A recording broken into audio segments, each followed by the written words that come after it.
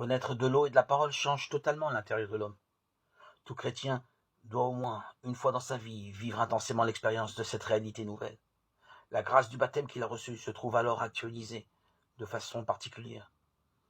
Celui qui fait cette expérience à part à la lumière qui vient du Christ, lui-même et tout ce qui l'entoure, entre alors dans un jour nouveau.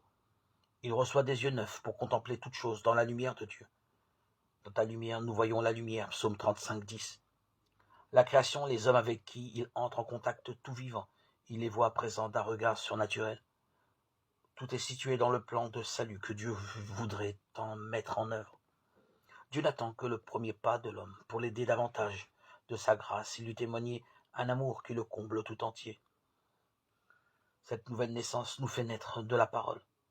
Saint Pierre le déclare avec beaucoup de conviction. Vous êtes renés, non d'une semence périssable, mais d'une semence impérissable.